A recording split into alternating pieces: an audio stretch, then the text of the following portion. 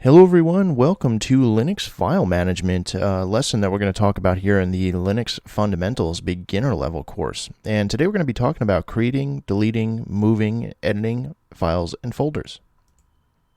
So some of the common commands you're going to be using, and certainly we're going to do a demo here right after we speak about these commands, is make directory, or mkdir for short. And that's to make a brand new directory. So you would use the mkdir command followed by the name of the new directory that you'd like to actually create. However, there is a caveat there. When you're making a new directory, you can use spaces even though it's frowned upon. And I'm going to show you how to do that in the demo. If you just typed in new space documents, for instance, as a directory, it's not going to take because Linux does not like spaces inside of a terminal. However, there is an escape character, and I'll show you how to do that. The other command we're going to talk about is mv, or move, and you use this to move a file across directories or to another directory, and you can also use it to rename a file or folder. And there is no rename command at all, so mv is the command you'd use to definitely rename a file and or folder.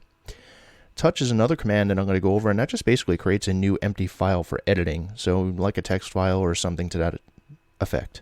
The other command I want to talk about is vi, and that's a terminal-based text editor for text document editing and creation. And we have a dedicated course just on the vi Vim editor that goes very much in depth with all the different switches and commands, but I'll show you some very basic commands here just to show you how to use the vi editor quickly. And the next command after that we'll be talking about is cp, and that's for copy, and you can copy a file or folder to a new destination. ln, and we've talked about this in previous lessons, is to make links between files, which is commonly referred to as a symlink, or for you guys in the Windows world, a shortcut.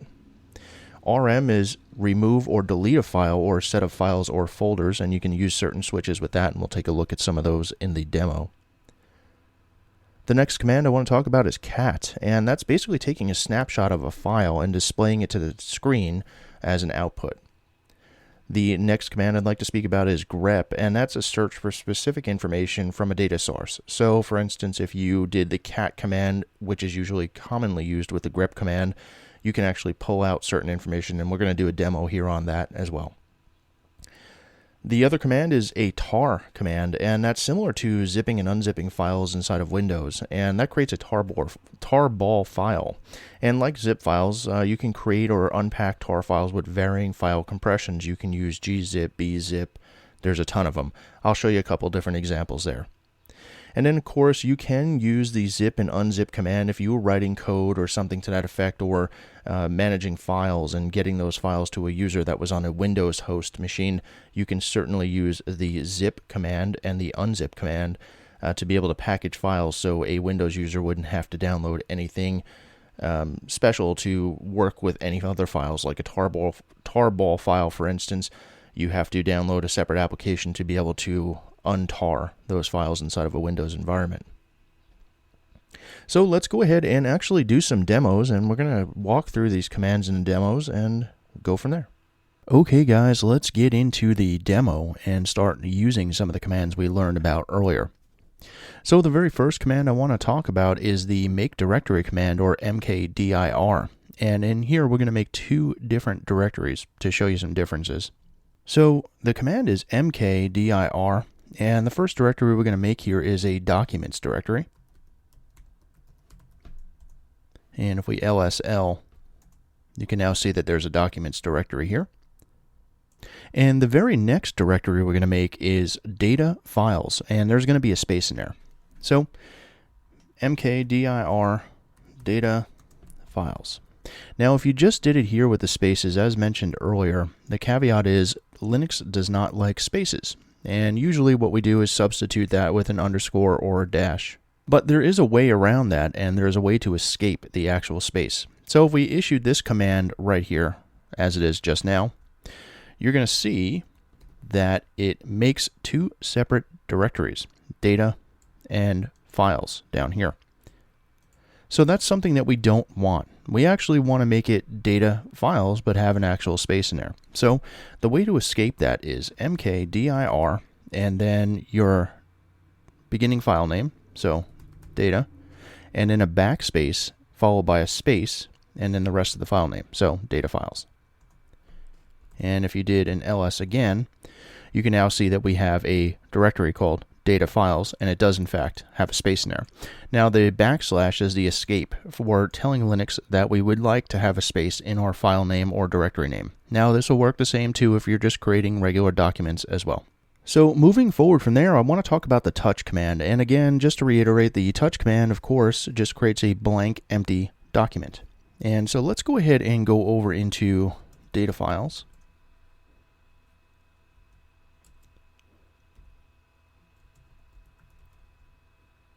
And let's go ahead and ls inside here. We have no documents inside here at all. So simply the command is touch, and we're just going to create some basic text file here. And this will be app.log. And if we ls again, you can see that app.log has now been created. But if you ls-l, you can see that there's absolutely no data in there right now. It's just a blank file. So that brings me over to talking about the vi command. Now the vi is used as a terminal-based text editor, and of course we have a dedicated course just on vi and /vim text editors that I suggest that you take. And if you're part of our memberships, great, you get that course included in your membership fee. And if you just purchased this course, the Linux Fundamentals course by itself, I encourage you to go ahead and take a look at the vi course. It goes very much more in depth than where we're going to go right now. So simply the command is vi and whatever file name you want to edit. So in our case, it's going to be app.log, and hit enter. Now you can see this is a blank file, and if we want to insert some text here, you have to hit the I key on your keyboard. That brings you into insert mode, and you can start typing away here and add as much data as you want. You can hit enter to do new lines, and just some random data in here. Now, in order to get out of the insert mode, you have to hit the escape key one time, and you can see now it's done editing. So in this case, we want to write the changes to our file. So you have to use a colon, and then you have to hit W for write, and you hit enter, and now it wrote the changes to the file. So vice versa, if you wanted to quit the file, it would be Q.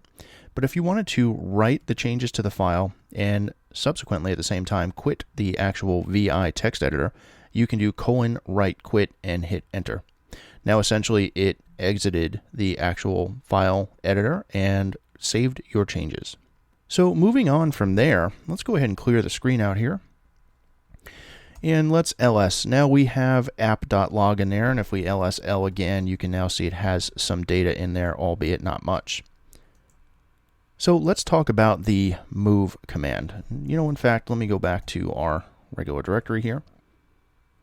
And look, we have a cat.txt file down here to the bottom left. Now I want to move this file. I don't want to copy it. I want to move it from one place to another. So for instance, I wanted to move the cat.txt file over to our documents directory. So simply it's mv and the file that you want to move and the place that you want to move it to. So in our case, it's documents, and hit enter. Now if I ls-l again here, you can see that we no longer have the cat.txt file there, and should be now in the documents folder. So let's go over to documents. It's ls inside there, and sure enough, there it is, cat.txt. Now, move, as mentioned, also is the rename command for Linux, since Linux itself does not have its own rename command. So if you wanted to rename a file, you would use the move command, and you would specify your file that your original file, and now you would specify what the new name of that file should be. So I'll name this cat1.txt and hit enter. Now if we ls again, you can see that the file name has actually changed. So that takes care of the move command as a dual command to move files and rename them at the same time. Moving along to our copy command. Now, copy will actually make a copy of a file and place it somewhere else where you specify. So, for instance, I want to copy the cat1.txt and I want to copy it back one directory to where it normally was, but I also want to leave a copy of it here. So simply cp and then the file name you want to copy and the destination of where you want to copy it to. Now hit enter. And if we ls, you can see cat1.txt is here. And if we cd back one directory, you can see now cat1.txt is also here.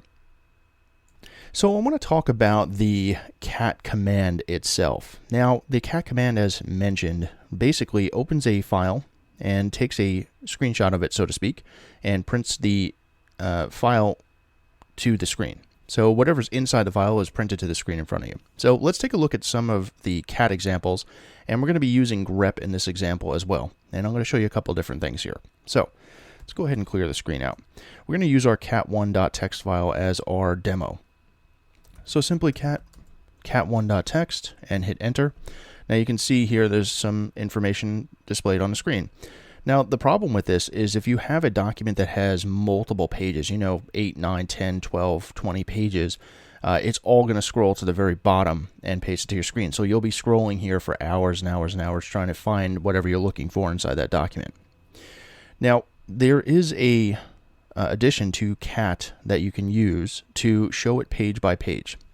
So simply it's cat, then the file name, and then our separator, and then we're going to use the more command, and what that does is tells cat to only spit out one page at a time. So you can see here we're at the very first top of this page, and you can hit your enter key here and it would bring you down line by line. You can also use your page up, page down keys as well. So if you had multiple pages, again, 8, 9, 10, 20 pages, you can use your page up, page down keys as well to move across that document from top to bottom. Now let's say that you didn't want to spend time looking through 20 some odd pages of text and you were looking for one specific circumstance, one specific string, one specific line, or one specific word or number or what have you. So what you can do here is use the grep command, and that's almost like a search tool.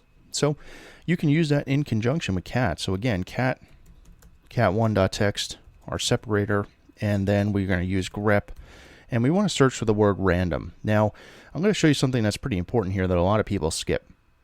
You can see that we only have the word random in here one time. Now, if we just typed in grep random and hit enter, it doesn't find anything in that document. And the reason being is because it is case sensitive. So it's looking for a lowercase r that starts the word random. And of course, we don't have a lowercase r that starts the word random. We have an uppercase R. So to defeat that, or to get around that, we can tell grep to ignore case sensitivity altogether. And I'll show you how to do that. So it's cat1.txt, our separator, grep, tac, lowercase I, and then our word or regex or string that we're searching for. And you can find out all different switches and how to use these commands much better than I can ever teach you if you type in man and then the command that you're actually looking for. So let's go ahead and hit enter. And now you can see it actually found the word random because we told grep to ignore case sensitivity. So of course that wraps up how to use cat two ways and grep two ways, and use them in conjunction with one another to actually be able to pull data out of a file.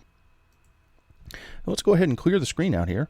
The next thing I want to talk about is symlinks. I know we've mentioned it a couple times over the last couple of lessons, and I'd really like to touch on that now. Now, symlinks, again, is called a symbolic link, and it's very similar to making a shortcut in Windows. You make a shortcut of a program to your desktop so you can easily access it just by clicking on it. So we can do something similar here inside of Linux, and that command is the ln command. And again, use the man pages by using man and then the command that you're looking to look up, and you will get a better understanding of all the different things you can do with these commands. So I'm simply going to ls here. Now, we have our one file here called cat1.txt, and I want to make a symbolic link to that in the files directory. So one of the easiest ways to do this here, to actually show you a real example, is to cd into the directory you want to make your link in. And then we're going to do the ln tac s for symbolic. And we're going to link the file in the directory. So you could actually type out the whole directory here or just use a shortcut like I am, cat1.txt. And we want to make that a shortcut here. So simply hit enter. Now if we ls again inside of the files directory, you can see that there's a cat1.txt file here. But if you ls tac l, you can now see that we have a couple of different things that we haven't seen before in our permissions lessons. So we mentioned it in the permissions lesson. The very first digit to the left in the permissions column here is an L, and that specifies a symbolic link or a shortcut.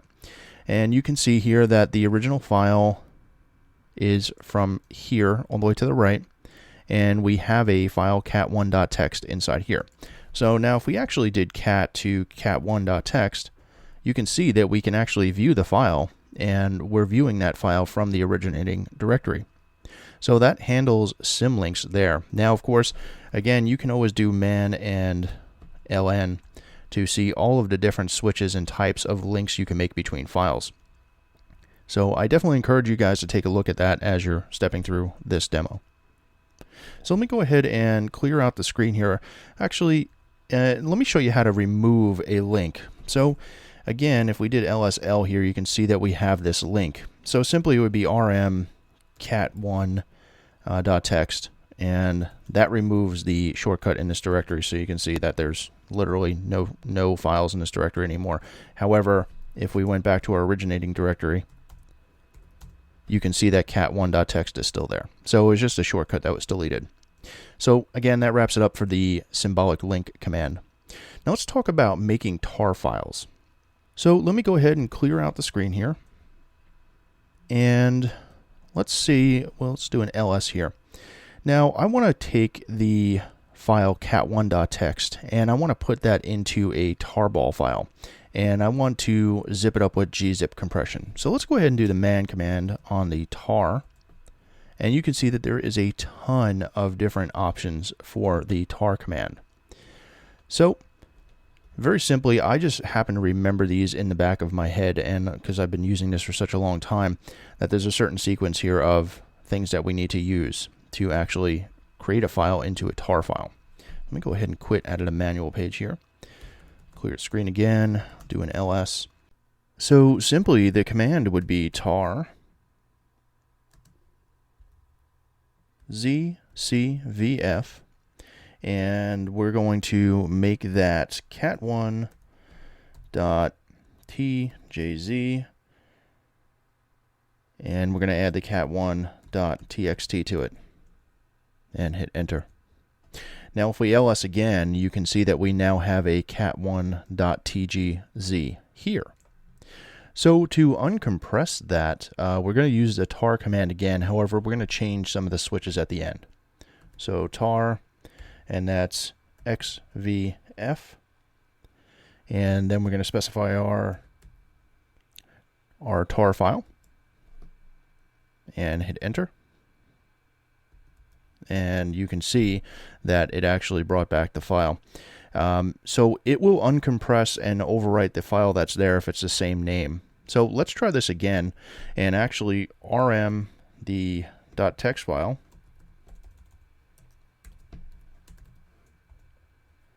ls, and then we'll do our untar again so you can actually see it. ls again, and there it is. So it extracted the cat1.txt from the tarball file and put it into that current directory. So moving forward, let's go with the zip and unzip commands, and I'll show you how that works. Let me go ahead and clear out the screen here. Now we'll do an ls. So we're going to use the same cat1.txt file as an example here. So simply the command is zip, and we're going to name our zip file cat1.zip, and we're going to add our files to it, cat1.txt, and hit enter. And if we ls again, you can see now that we have a cat1.zip right here. Now, very simply, to unzip a zip file here in Linux, it is unzip. Actually, let's remove the text file again, and ls to make sure it's gone, and then unzip cat1.zip. And if we ls again, you can now see that cat1.txt is back. So it unzipped that file back to the directory where we're currently in. So that pretty much wraps up tarring and untarring and file management as a whole. So in this lesson, we talked about some of the common commands to manage files, like make directory and symlinks and all sorts of good stuff in there. So stay tuned for the next lesson, and I will see you there.